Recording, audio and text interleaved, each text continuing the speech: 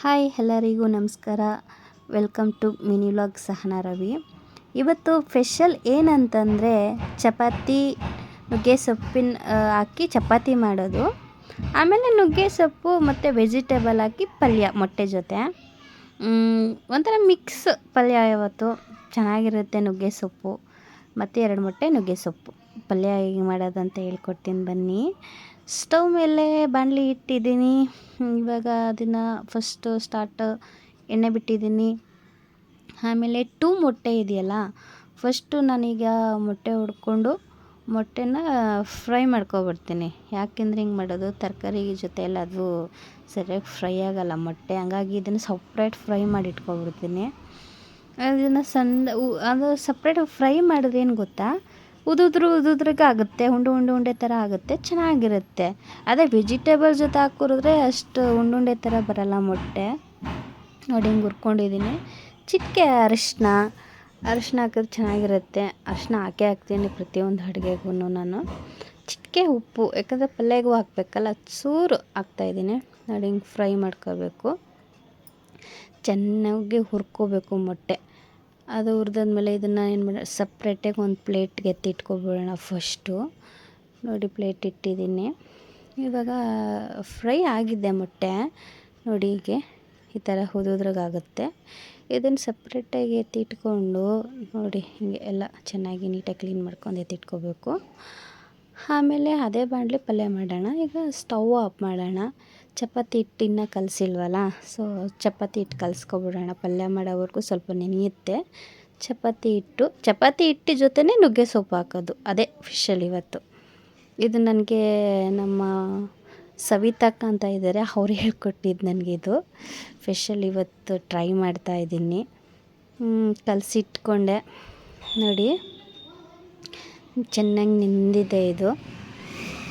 ಇದು ನೆನೆಯೋ ತನಕ ಇವಾಗ ಪಲ್ಯ ರೆಡಿ ಮಾಡ್ಕೊಳ್ಳೋಣ ಬನ್ನಿ. ಹೀಗೆ ಈರುಳ್ಳಿ ಕರಿಬೇವು ಹಾಕ್ತಾಯಿದ್ದೀನಿ, ಎಣ್ಣೆ ಕಾದಿದೆ. ಇದು ಚೆನ್ನಾಗಿ ಇದನ್ನು ಫ್ರೈ ಮಾಡ್ಕೊಳ್ಳೋಣ, ಈರುಳ್ಳಿ ಎಲ್ಲ.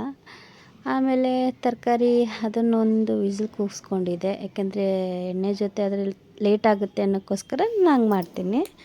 ಎಲೆಕೋಸು ಅದು ಕೂಡ ಒಂದು ಬೌಲು ತೊಳೆದು ಸಣ್ಣದಾಗೆ ಹಚ್ಚಿಟ್ಕೊಂಡಿದ್ದೆ. ಎಲೆಕೋಸು ಅದನ್ನೆಲ್ಲ ಫ್ರೈ ಮಾಡ್ಕೋಬೇಕು. ಆಮೇಲೆ ಇಂಪಾರ್ಟೆಂಟ್ ನುಗ್ಗೆ ಸೊಪ್ಪು, ಹೆಲ್ದಿ ಫುಡ್ ಇದು. ನಾನು ಊರಿಂದ ಕಿತ್ಕೊಂಡು ಬಂದಿದ್ದೆ, ಫ್ರೆಶ್ ನುಗ್ಗೆ ಸೊಪ್ಪು ಇದು. ಬೆಂಗಳೂರಲ್ಲಿ ಈ ಥರ ಸಿಗೋಲ್ಲ. ಆಮೇಲೆ ಘಮ ಘಮ ಅನ್ನುತ್ತೆ. ನುಗ್ಗೆ ಸೊಪ್ಪು ಸ್ಮೆಲ್ಲೇ ಒಂಥರ ವಾವ್, ಸಖತ್ತಾಗಿರುತ್ತೆ. ಆಮೇಲೆ ಈ ಥರ ಫ್ರೈ ಮಾಡ್ಕೋಬೇಕು.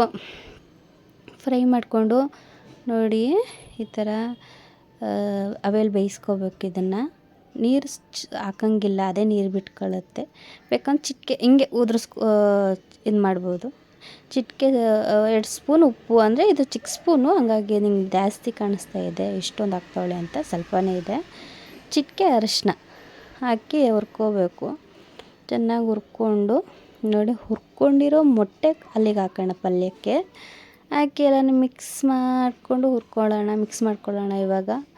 ನೋಡಿ ಹಿಂಗೆ ಸಕ್ಕತ್ತಾಗಿರುತ್ತೆ ನುಗ್ಗೆ ಸೊಪ್ಪಿನ ಪಲ್ಯ. ಕೆಲವೊಬ್ರು ಏನು ಮಾಡ್ತಾರೆ ಗೊತ್ತಾ, ಬರೀ ನುಗ್ಗೆ ಸೊಪ್ಪು ಮೊಟ್ಟೆ ಹಾಕಿ ಕೂಡ ಮಾಡ್ತಾರೆ. ಆಮೇಲೆ ನುಗ್ಗೆ ಸೊಪ್ಪು ಉಪ್ಸಾರು ಅಂದರೆ ನನಗೆ ತುಂಬ ಇಷ್ಟ. ಉಪ್ಸಾರು ಮಾಡಿ ಗೊಡ್ಗಾರ ಮಾಡಿ ಮುದ್ದೆ ಮಾಡಿ ತಿಂತಂದರೆ ಅಮ್ಮಿ.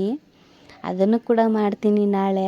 ಆಮೇಲೆ ಹಸಿಮೆಣ್ಸಿನ್ಕಾಯಿ ಹಾಕಲ್ಲ, ಮನೇಲೇ ಮಾಡಿರೋ ಖಾರದ ಪುಡಿ ಕೂಡ ಹಾಕ್ತೀನಿ ನಾನು. ಮೆಣಸಿನ್ಕಾಯಿ ಯಾಕೆ ಹಾಕಲ್ಲ ಅಂತಂದರೆ ಬಾಯಿಗೆ ಸಿಗುತ್ತೆ, ಮಕ್ಕಳಿಗೆ ತಿನ್ನಲ್ಲ ಅವರು, ಹಂಗಾಗಿ ಖಾರದ ಪುಡಿ ಹಾಕೋದು ನಾನು.